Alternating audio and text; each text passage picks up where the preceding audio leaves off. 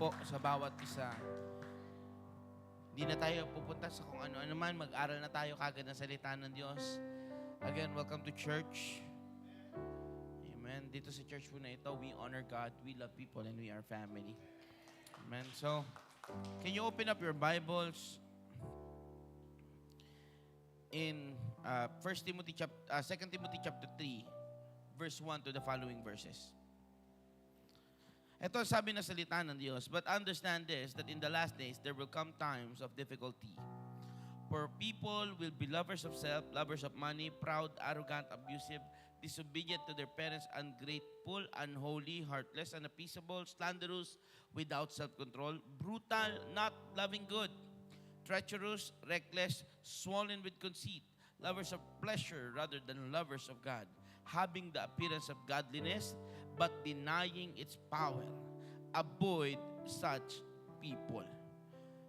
In this verse, 2 Timothy chapter 3, verse 1 to 5, dinescribe niya anong klase ng tao ang meron sa huling panahon. At ang sabi niya, iwasan mo ang klase ng tao na ito.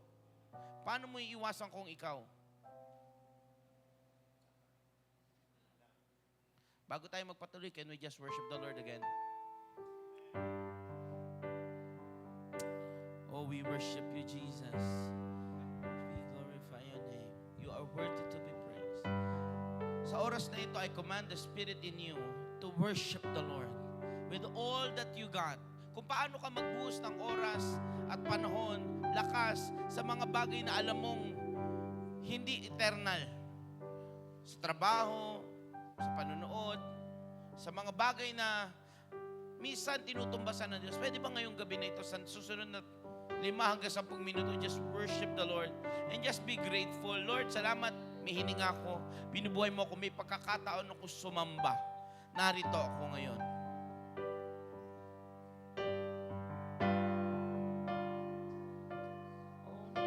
Minamahal kita, Panginoon, iniibig kita, tapat kang totoo, ang pagtingin mo sa akin ay pag-ibig, ang kagalingan ko,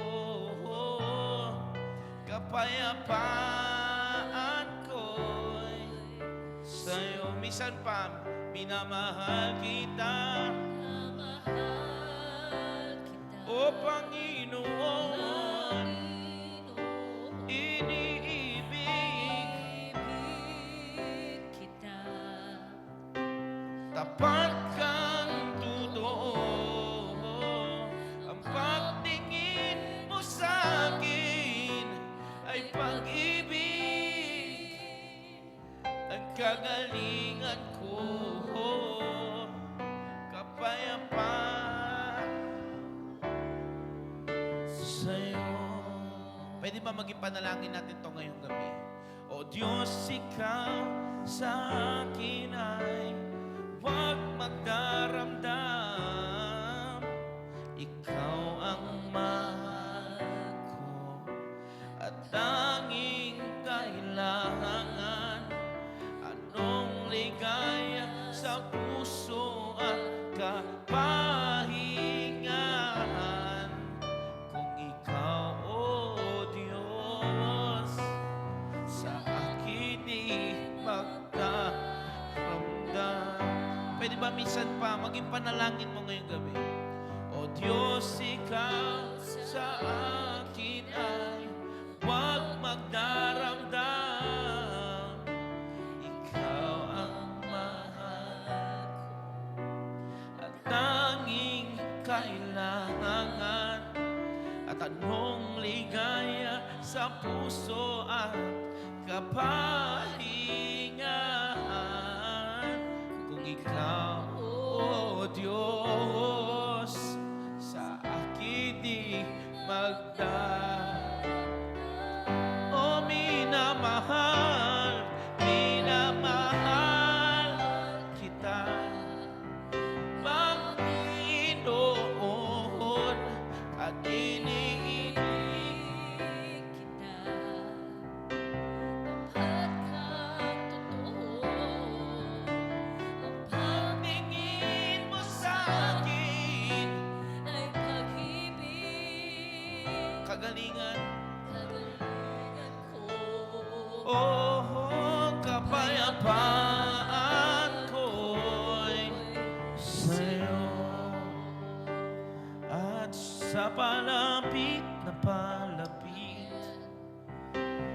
iyong pagbabalik. Ako na may iyong pabanalikin sa palapit na palapit ng iyong pagbabalik. Ako na may iyong pabanalin sa palapit na palapit ng iyong pagbabalik. Ako na may iyong pabanalin, minamahal at minamahal Panginoon, iniibig kita.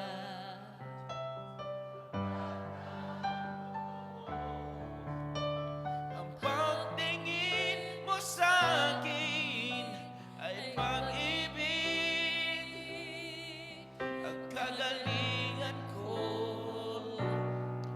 kapayapaan ko'y sa'yo. Lord, salamat Panginoon ngayong gabing ito. Ang daming dalangin kausapin mo kami. Buksan mo ang aming mga isipan, aming puso. Tumanggap kami ng salita mo. Huwag masayang ang gabing ito na panibagong Wednesday na naman. Just like any other Wednesday. Na pumupunta kami na simbahan pero wala kaming tinatanggap. Dalangin namin sa oras na ito, Panginoon, kumilos ka. Hayaan mong minsan mo pa kaming puspusin ng iyong banal na Espiritu. Huwag kaming pumayag na hindi ka namin maranasan. Salamat po, Panginoon, sa iyong pag-ibig. Salamat sa iyong presensya. Ngayong gabi, kung gusto mo kaming i-correct, malaya ka. Kung papaluin mo kami, paluin mo kami. Lord, isa lang ang aming dalangin, marinig ka namin ngayon. Maibalik mo yung puso namin, Panginoon, na ikaw ang naghahari, ikaw ang nangunguna. Purihin, pasalamatan ka sa pangalan ni Jesus. Everybody say, Amen. Tayo lahat ay makakaupo sa presensya ng Diyos. Kagaya ng binasa natin, maraming tao sa huling panahon na mawawala sa pag-ibig sa Diyos. Ang sabi, they will fall out of love kay Jesus. Many Christians today, it is just a religion ang pagiging Kristiyano. Yun ang katotohanan. 90% of Christians is not in love with the Lord. Yan ka na pala, Pastora. Naintindihan nyo ba yon? Hindi nyo naintindihan. Uulitin ko, 90% of Christians today, hindi in love kay Lord. Mukhang hindi nyo naintindihan talaga yung tanong. Bakit? Kasi 10% lang nang nasa loob ngayon ng church ang in love kay Lord. At alam mo nasan ka. Ganong kalala yun. Kapag sinabi ko 90% of Christians, hindi Christians outside. Kasi obviously, hindi sila Christian. Ang ibig sabihin, dito na yon. Sabi mo sa mo, ikaw at ako na yung pinag-uusapan. Kaya walang kausap yung iba. Sabi mo, ikaw at ako na ang pinag-uusapan dito. Saan ka?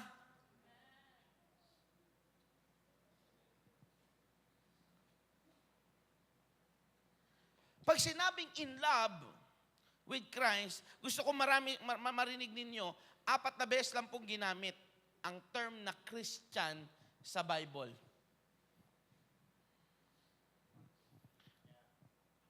4 times lang ginamit yung word na Christian sa Bible. And it is for mockery of those who follow Jesus.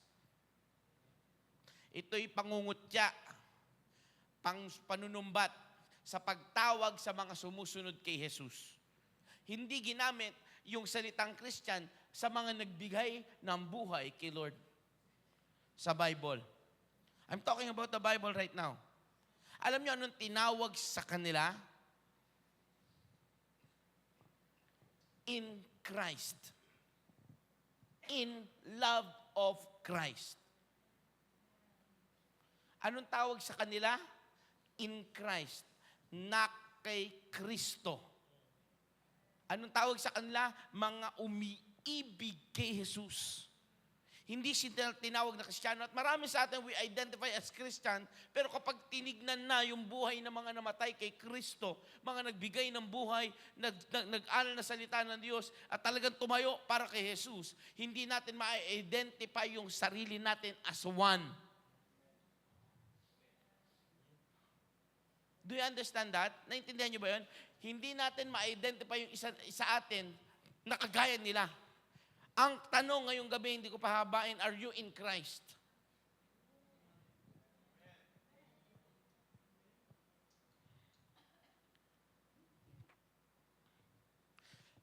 Tanong ko po, hanggang kailan ka mananatili sa iyong trabaho? Most of the time, o kaya sa business mo, I asked Teresa kanina, hanggang kailan mo babalak benta yung kimchi? Hanggang kailan mo ka mag-stay sa trabaho? Hanggang kailan ka mag-stay sa work? O hanggang kailan mo ihinto yung business mo? Tinanong ko Ate Cha. Hanggang kailan mo gagawin yung ginagawa mo?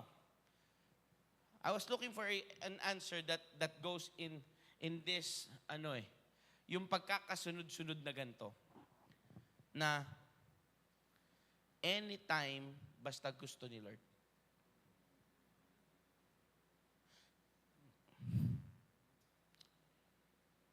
Bakit? Kasi we identify ourselves as Christians, pero we only follow what we hear, but we don't live as if Christ died for us.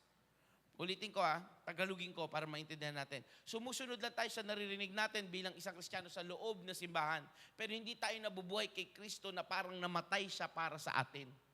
Which is talagang namatay siya para sa atin.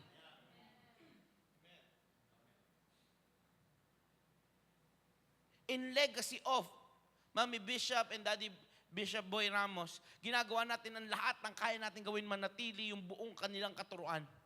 Hindi sila Diyos. Pero may Diyos na namatay para sa iyo, nagbigay ng buhay para sa iyo. But you take your love of Christ, pero yung pag-ibig ng Diyos na tinanggap natin, we take it so lightly. Na kaya mong umabsent, kaya mong magpakalate, kaya mong baliwalain si Lord. At hindi yun masakit sa iyo. Yun na nakakalungkot.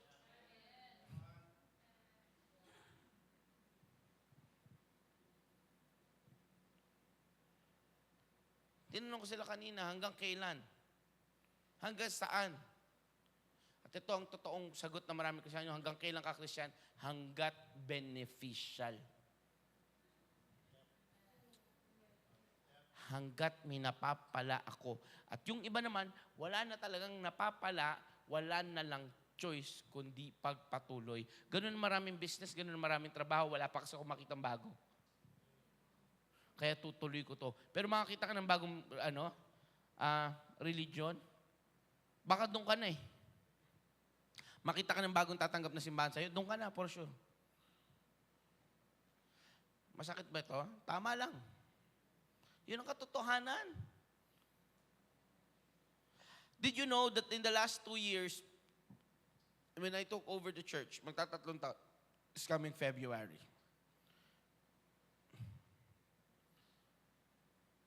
in the span of 2 years and a half, dinala tayo ni Lord from being a local church to a church that caters to the body of Christ. Pero hindi kayang isustain yon pag hindi kayo lumago at lumalim kay Lord. Kasi anong isi-share natin sa kanila? We honor God in what capacity, in what way, hanggang saan? Do you read your Bible? Do you devote yourselves to God? I don't think so. Doesn't reflect.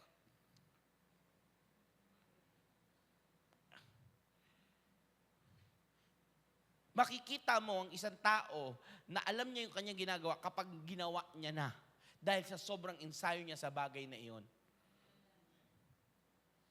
Naintindihan natin? I believe majority sa inyo, kilala niyo po ba si Stephen Curry? The greatest shooter of all time. Ano yun? Hindi yun pinagtatalunan. Pinakamagaling na shooter of all time. hindi pinakamagaling mag-basketball.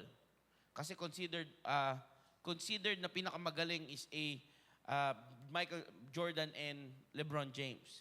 It's 50-50 between them. Pero sa shooting, it's undoubtedly one answer, Stephen Curry. It is not a one-day process kaya naging ganon.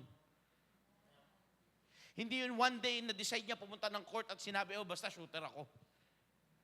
No. It was on practice after practice after practice. It was a devotion of life. Pag pinatayo tayo at sinabing Kristiyano tayo, anong magre-reflect? Pag sinabing in love ka kay Lord, anong magre-reflect? Pag humawa ka na ng mic, pag tumayo ka na, pag kinausap ka na, anong lalabas? Makikita ba ang pagiging in love mo kay Lord? O ang lalabas, wala to, kwento. Kasi pwedeng mangyari yon. At maraming ganun sa basketball, maraming ganun sa mga sports. Sinasabing magaling, pero pagdating, kwento lang yan. Kumbaga sa, sa bilyar, walang bitaw.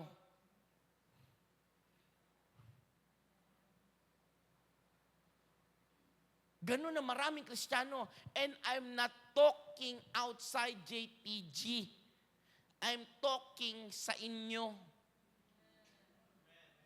Kayo po ang kausap ko. Kapag tinanong ka, paano mo nasabing in love ka kay Lord? In love. Ulitin ko, pagiging Christian, sa Bible po, 4 na beses lang tinawag. Pero yung in love, alam niyo ano nangyari sa kanila? Sabi niya, I, Paul, the beloved of Christ, sabi niya, minamahal ko ng husto si Kristo. Anong kasunod nun? Imprisoned. Ay nakulong. Dahil sa masaganang kahabagan ng Diyos, ako'y nakatayo. Ang dami sa Biblia. Na ang kasunod, sabi ni John, no, sinusulat niya sa Patmos yung Revelation, ako na nagsusulat nito na nagmamahal sa Diyos, ay isolated. Inano ko, in exile ako. Ang kasunod kagad, may pinagdadaanan para kay Lord, na si Lord ang nag-glorify.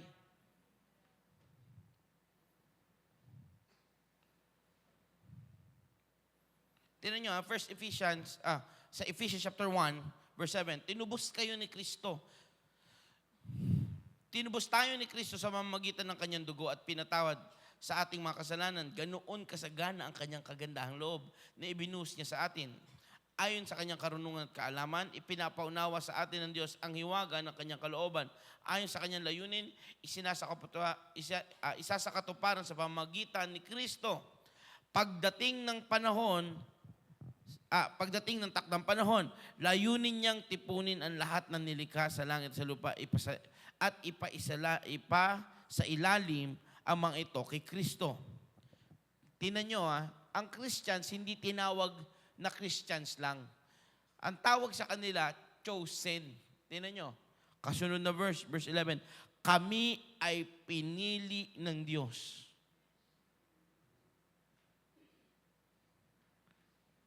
Paano ka pipiliin if you're not qualified? Sasabihin natin, kasi di ba pumipili si Lord ng unqualified? Yes. Pero nung pinili ka niya, you became qualified and you must sustain the qualifications. Is that very clear? Malinaw ba yung pinatawad ka, pero hindi ibig sabihin magpapatuloy ka sa kasalanan. Ang ibig sabihin nun, mabubuhay ka sa kabanalan. Bakit marami sa atin hindi? Marami sa atin hindi in love kay Lord. Ayun ang katotohanan. Ganto, simple. Ilang tao, hindi ako ulitin ko, paulit-ulit, hindi ako kumakausap nasa labas. Sa inyo po, kayo ang church ko, wala akong pakialam sa kanila. Kayo ang church ko. Kaya ang burden ko po para sa inyo. Anong gusto kong malaman ninyo? Ilan sa inyo nagbabasa ng Bible?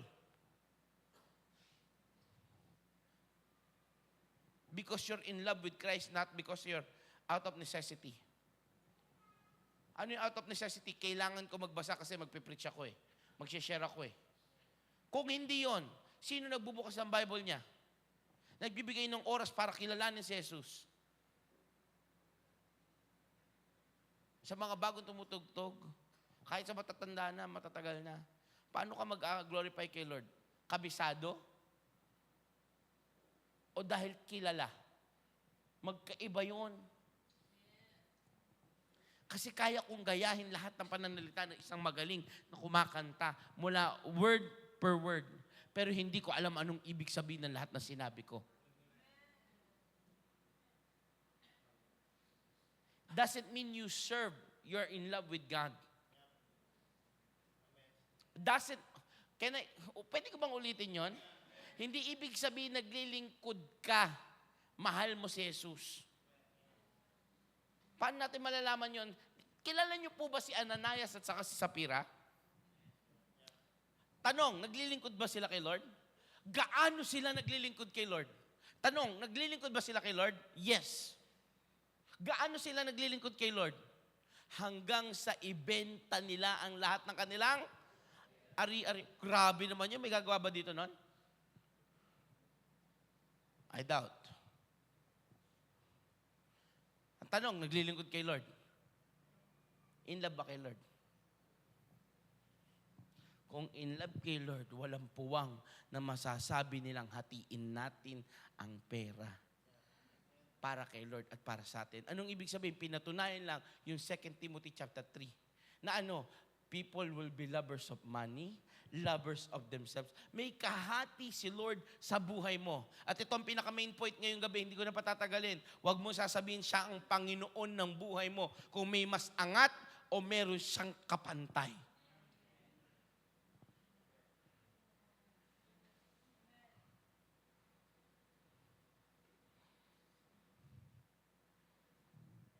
May mas lalalim pa ba doon? Yun na yun eh. Ang tanong, asan ka?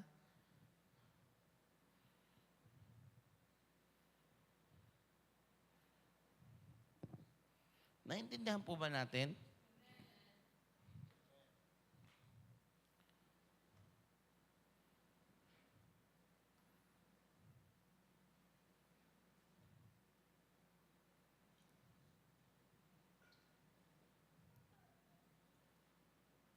Second Corinthians chapter 5. Alam niyo ito.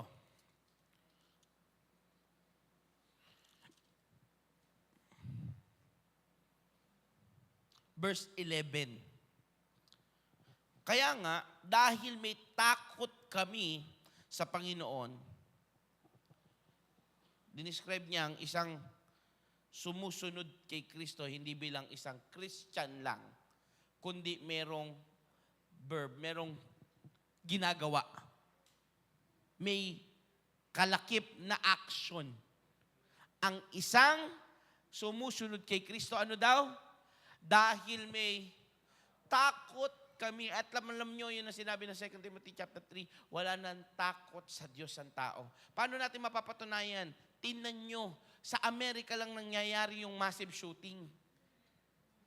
Lalo, more than ever, you must be in love with Christ today because you don't know your tomorrow. Hindi sigurado ang bukas mo, pero may kasiguradahang pupunta ka ng langit o impyerno. More than ever. Ilang beses mo na ba narinig to? Ilang beses ka na umiyak? Kailan ka lang magsiseryoso? Uulitin ko, ilang beses ka nang umiyak, ilang beses ka nang paulit-ulit, ilang beses ka nang nakarinig ng salita na to, kabisado mo, ang galing mo nga mag-preach eh. Pero kailan mo siseryosohin to sa sarili mo? Kaya nga dahil may takot kami sa Panginoon, sinisikap naming hikayatin ang mga tao na, hindi, wala akong kausap, kailangan may nagbabasa. Sinisikap naming hikayatin ang mga tao na, yan ang tunay na Kristiyano at in love kay Lord. Dahil sobra mong in love sa isang tao, wala kang ibang bukang bibig, siya lang. Sino dito na in love na? Meron? Hindi naman tinatanong, pinagmamalaki mo, di ba? Alam niyo ba, ang ganda ng girlfriend ko? So, bakit? Mahal na mahal mo. May mga bagay bang sobrang minahal mo na pinagmamalaki mo, sobra? Meron. I'm very proud nung nakuha ko yung aking Ertiga. Tuwing papasok kami ng mga guardhouse, sabihin ko sa guard, bago lang yung sakyan eh. Sabi nung guard, pakialam ko, wala ka sticker. Bago naman sapatos ko, di ko pinagmamalaki. Nagmamalaki mo yan. Nagets niyo yung point? Sobrang pag-ibig mo sa isang tao, ang unang bukang bibig mo, siya kahit walang nagtatanong. Dahil hindi ka lang in love kay Lord, may takot ka pa sa Kanya, kailangan ibahagi mo siya na ang tao tumigil sa makamundong pamamaraan. Manumbalik sa Diyos. Eto na. Nandiyan na kayo? Nasusundan nyo na ba? Alam ng Diyos ang tunay. Wala, kailangan bagbasa tayo sabay-sabay. Tapos basahin mo ito na ikaw ang kinakausap sarili mo. 1, 2, 3, go. Alam ng Diyos ang tunay naming walang natatago kay Lord. Alam ng Diyos ang tunay naming pagkatao.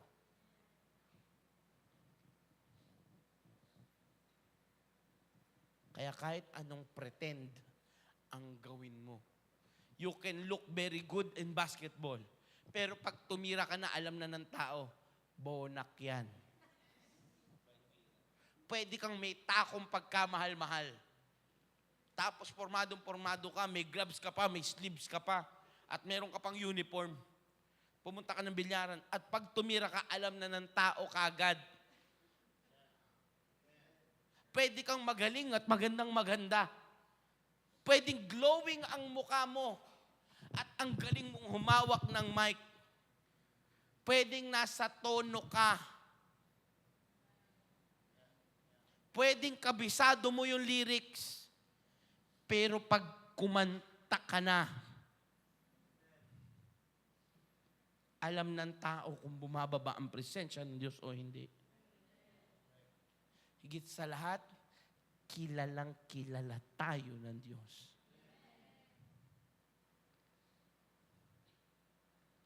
Sa maraming bagay, hindi ka tinatamad. Sa kainan, sa labas, sa gala, okay na okay ka.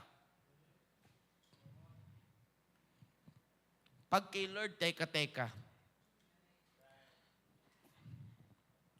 Hello?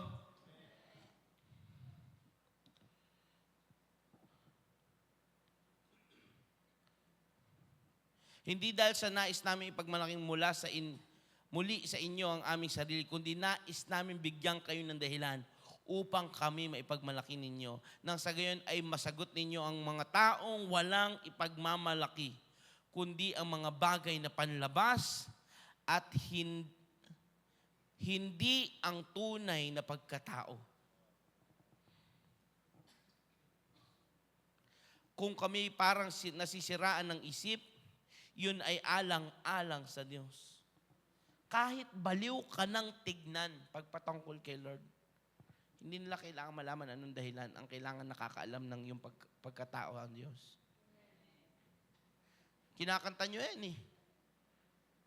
Though I feel like dancing, it's foolishness I know. Pero, ang sabi, but when the world has seen the light, pero kung makikita nila, ano pa, sa Tagalog, sa mata ng tao, baliw, ano ang kanta ni Pastor Ramelan? Di ba? Sabihin man nila sa akin, ako sa'yo'y nababaliw at pagtawanan pa nila. Kinakanta mo eh. Pero ano, hindi mo buhay.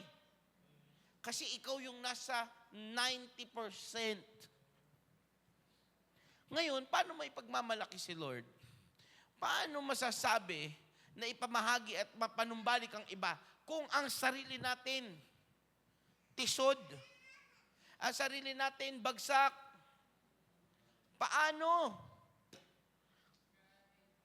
Kaya sabi ni Bishop Boy Ramos, easy to dance like a Christian. Easy to sing like a Christian. Act like a Christian. Talk like a Christian. Even preach. But Christianity, ang tunay na Kristyanismo, hindi relihiyon. Buhay mo na si Kristo ang nangunguna.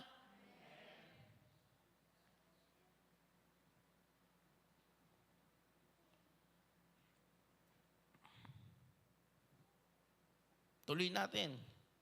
Kung kami parang nasira ng isip, yun ay alang-alang sa Diyos. Kung matino naman kami, yun ay para sa kaparanan ninyo.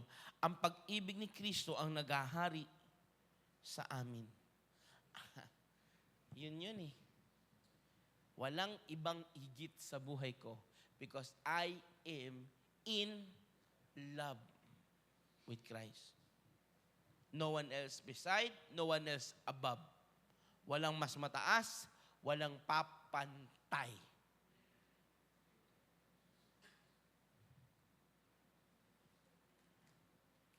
Totoo? Totoo ba? Hindi ako naniniwala. Totoo bang walang tataas sa Diyos sa buhay mo? O metaphorical lang yun? Katang-isip lang yun? Wala, basta siya mataas sa buhay ko. Gaano katotoo yun? Hanggang saan?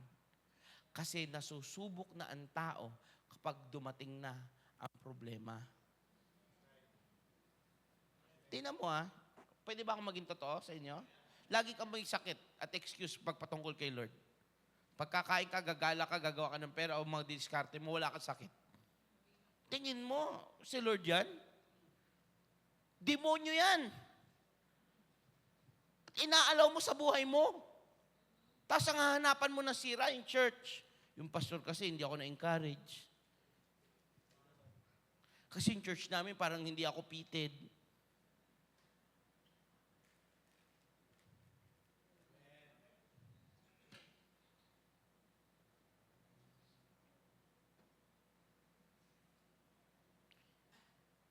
Ulitin ko to dahil nasabi ko na to noon pa, baka hindi nyo pa narinig at gusto ko marinig ninyo. Yung term na naintindihan ni Lord, hindi niya naintindihan. Kapag ang dahilan mo naunawaan ako ni Lord, hindi. Sa lahat ng dahilan mo na sinabi mong naintindihan naman siguro ni Lord or naunawaan niya naman to, gusto ko sabihin sa'yo, hindi. Malilate ako, naintindihan naman siguro ni Lord. Hindi. He's never been late. Never too early. He's always perfect on time. Pag hindi ka magbibigay kay Lord, sabi mo, naintindihan ni Lord, wala ako ngayon. Hindi niya naintindihan. Kasi kaisa-isa na nga lang yung meron siya, binigay niya pa eh. Kaya yung mga dahilan natin, at sasabihin mo na inindihan ni Lord, hindi niya naintindihan. Kasi kung ikaw at siya, magkaiba kayo ng standard. Dahil yung standard niya, pag para sa'yo, all out. Pag para sa kanya, nothing. It depends.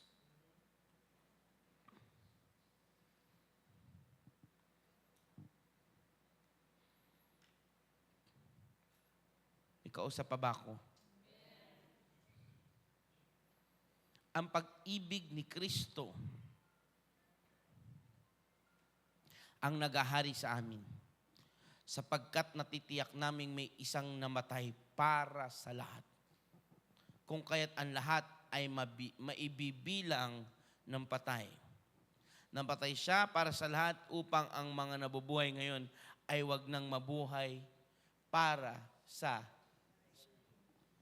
Ngayon, hindi mo pwedeng sabihin na sarili mong totoong tigasunod ni Kristo kapag ang buhay mo, ikaw ang may-ari.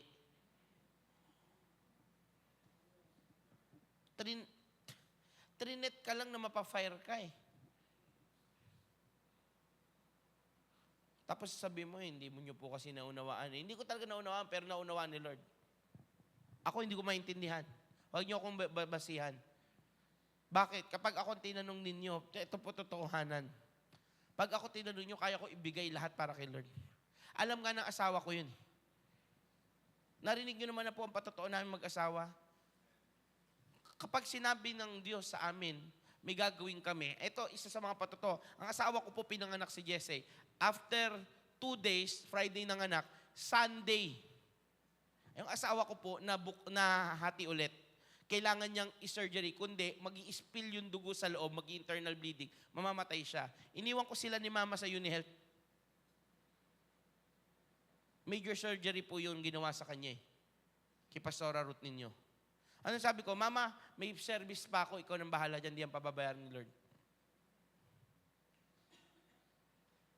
Kaya, hindi talaga tayo magkakaintindihan kung akong kakausapin ninyo. Yung anak ko po, si si Jesse, 2 years old, dinala namin sa Asian Medical. Ang sabi ng doktor, pag hindi natanggal yung buong plema sa niya, mabibigyan na lang siya ng about 1 month.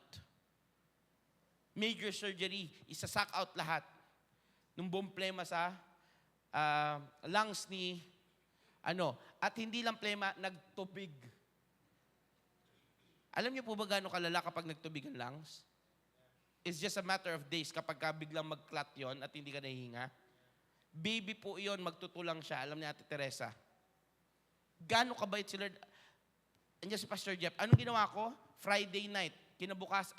Friday yung surgery. Friday yung discipleship. Ang sabi ko lang kay Pastora, pagagalingin ni Lord yan, pupunta ako discipleship, marami nag-aantay. Kaya kung sasabihin niyo sa akin, Pastor, hindi niyo alam gaano yung kahalaga yung trabaho sa akin. Hindi ko talaga naiintindihan yan. Buhay nga eh. Basta para kay Lord eh. Hindi, school ko po kasi ito eh. Work ko po kasi ito eh.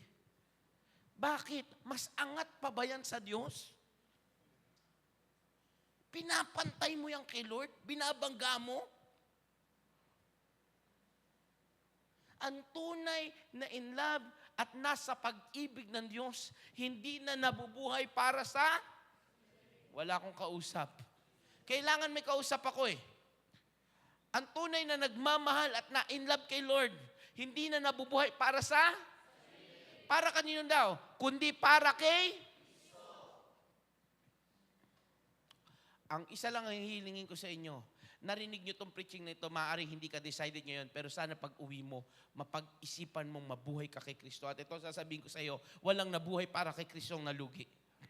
Walang nabuhay para kay Kristo na nasayang ang buhay. Alam niyo anong patotoo nun? Lumabas po kami, si Pastora Ruth nakalabas, kinabukasan lang din, which would take dapat 7 days after the surgery. Yung anak ko, si Jesse, nung nilabas namin, ang bill namin almost 700,000 pesos. Kasi Asian Medical, hindi ko alam ba't doon dinala. Baka mahal doon. Kasi dapat noon talaga sa ospital ng Muntinlupa lang, katabi yun. Noong time na yun, nagmamadali kami kasi hindi na nakakahinga si Jesse. Magtutulang. Ang baby unpredictable, hindi nyo naman alam kailan. Biglang, hindi naman siya nagsasalita nung pain niya. Dahil di pa siya magaling nun. Kaya mali ata ako ng liko. Magkatabi kasi. Nag-bill ng almost 700,000. Gaano kabait si Lord? Discipleship, nandun ako. Nangangaral ako, nagtuturo ako. Alam mo yung tinuturo ko, hindi ko makakalimutan, magtiwala ka sa Diyos, hindi siya magpapabaya. Habang ako nag-aalala sa puso ko, Lord, andito ako nagtuturo. Ikaw bahala sa mag-ina ko, yung anak ko. Alam nyo, kinabukasan, may nakita ako. Magpapatotoo na ako sa inyo kasi alam nyo na yung word eh. Kinabukasan, may nakita ako isang lugar doon na hindi HMO, Service Center for Help. Tapos, narinig ko, nung lumapit, habang nagtatanong ako ng bill, may lumalapit doon, may priestly, discount. Naglakas ako ng loob, dala ko yung buong ko. Sabi ko, narinig ko po may priestly discount kayo. Hindi po ako pare. Pastor po ako. Matutulungan niyo po ba ako? From 700,000, 16,000 lang binayaran ko. Walang SSS, walang PhilHealth, walang kahit ano. Wala man akong trabaho, wala akong HMO. Gaano kabait si Lord? Kaya kung sasabihin mo, nakakatakot kasi baka mawala yung trabaho ko, mawala yung business ko. Pag okay na ako, pag stable na ako, kailan aangat ang Diyos sa buhay mo? Kailan siya magiging top? Kailan siya mawawalan ng kapantay? Para masabi mong hindi ka lang Kristiyano, kundi tunay kang nagmamahal kay Kristo. Nanta natin kanina, minamahal kita, Panginoon. Iniibig kita. Ano kasunod?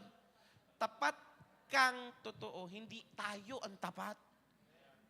Kaya magtiwala ka dahil siya naman yung tapat. Mabuhay ka kay Kristo. Kasi namatay na siya para sa'yo. Amen? Ngayong gabing ito, ulitin ko, hindi ko ina-expect agad-agad. Pero nawa, paglabas mo dyan, ready ka to quit everything. Pagka sinabi ni Lord. Kasi hindi ka naman niya pahalisin at pahihiyain sa isang bagay na alam mo, alam din ng Diyos, mapapabayaan ka. Hindi hibang si Lord. Hindi baliw ang Diyos natin. Nasabihin sa'yo, mag-resign ka, tapos bukas wala kang kakainin. Hindi siya ganun. Alam niyo, saan ka lang niya hinahamon? Na sa araw-araw ng buhay mo, may pagmamalaki ka niya kay Satanas. At sasabihin niya, have you considered my daughter on how he trust on me? Nakonsidera mo na ba yung anak ko na ito? Kung paano siya magtiwala sa akin? Alam niyo ba, babasahin niyo yung story ng Job? Sinabi ni Jesus, ang sabi ni Satanas, nagparut-parito po ako. Naghahanap, anong ginagawa niya? Sabi ng Biblia, ang kaaway naghahanap na masisila. Sabi ng Pedro. Naghahanap naman sila. Kaya ang report ni Satanas kay God, noong time na yon, nagparut-parito po ako. Ano pa bang ginagawa niya noon? Kinonfirm. Paano? Kung nagparut-parito ka, na-consider mo na ba yung anak kong si Job? Yun ang goal natin. Lord, gusto ko ma-consider mo ko. Kasi pag considered ako, ibig sabihin qualified ako. Pag qualified ako, ikaw may hawak sa akin. Sabi ni Lord, gawin mong gusto mo sa Kanya. Lahat, wag mo lang siyang kukunin. Dahil ang buhay niya, hindi mo pagmamayari. Ako lang. Maaring mawala lahat sa iyo. Maubos lahat. Naintindihan? Pero ang buhay mo, basta hawak ni Lord, kaya niyang ibalik ng doble, triple, higit pa sa iyong inaasahan. Malakas na palakpak sa Panginoon. Kuya Jelby, can you go up? Ngayong gabing ito, as I end, ito ang hamon ko sa inyong lahat. Alam mo sa puso mo, there's reservations. Ano ba yung reservation?